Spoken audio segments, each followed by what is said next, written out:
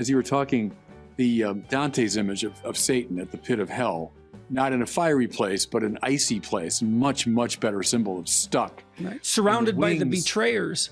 Yeah, just chewing on the three great traitors. But his great wings, he's meant to fly. He's meant to fly up into the presence of God. But all they do is he's beating his wings. And that's our earlier point about he's seeking God. I mean, Satan is seeking God. You have to. That's the way the will functions. But all he's managing to do is make the world around him colder. So as he's beating his wings, he's creating the meteorology of hell, you know? So that's what happens when someone gets really stuck. They are in fact seeking God, and he cries from all six eyes. He's got six eyes and he's weeping and he's drooling from the people he's chewing, and he's stuck and he's making the world colder. It's a beautiful picture of what happens. It's really useful too for listeners to realize. If you look at, this is my opinion, and you can take it for what it's worth, the images of Satan in Paradise Lost and in Dante's Inferno are unbelievably instructive. If you start to understand that what these thinkers were trying to do was to produce an imaginative representation of evil, and evil as an embodied and transcendent being, and the psychological rationale for that, I believe, and it has something to do with our ability to communicate, which you referred to earlier, is that the evil we do is informed by the entire human race's conception of what constitutes evil.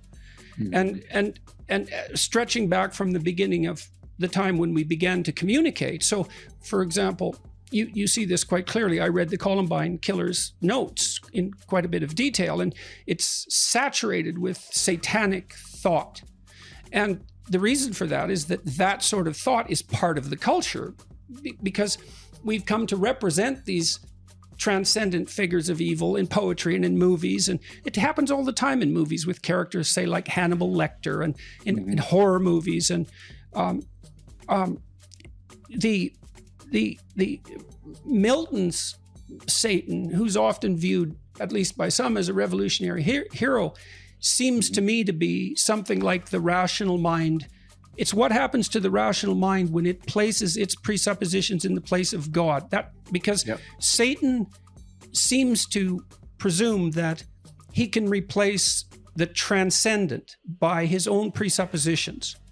And I think that's my reading of that, is that's actually what happened on Earth not long after Milton wrote, when these totalitarian states emerged. It's something Solzhenitsyn commented on, where the presuppositions, the utopian presuppositions of man, rationally thought out, were seen as sufficient to represent everything, the totality, to eliminate the need for something transcendent.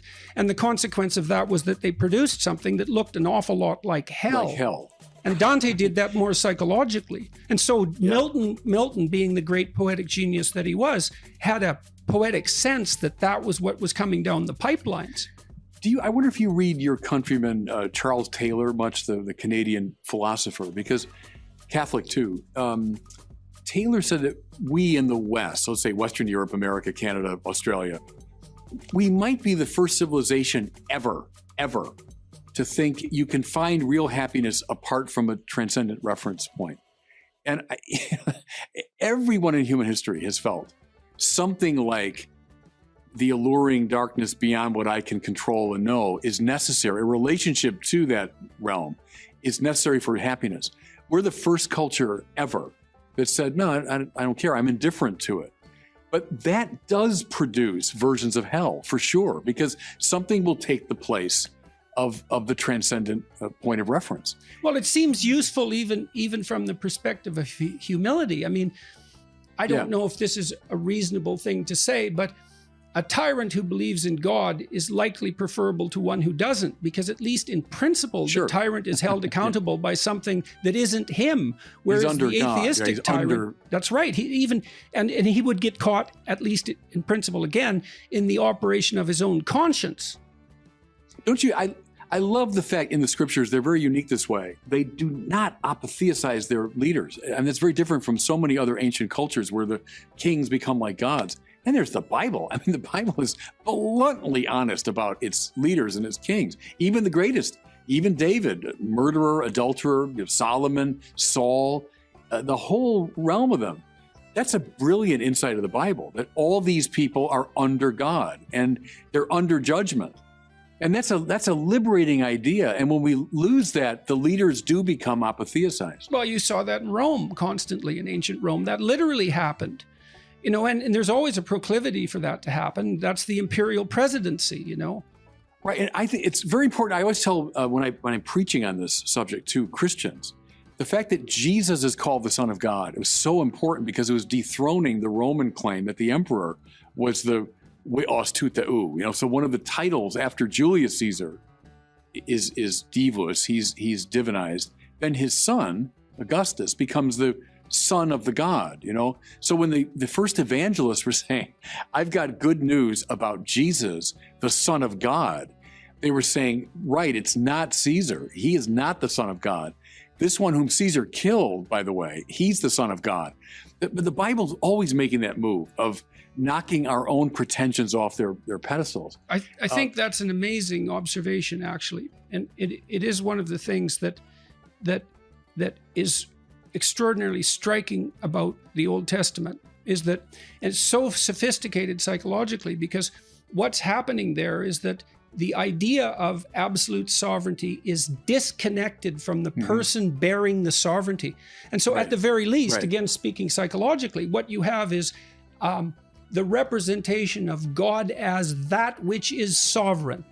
And now each individual can be a representative of that and can have that operate within them, but they aren't that. And that well, as I said, at the least, that's a brilliant psychological innovation. And the fact that the biblical characters are they're realistic to the point of Dostoevskian painfulness.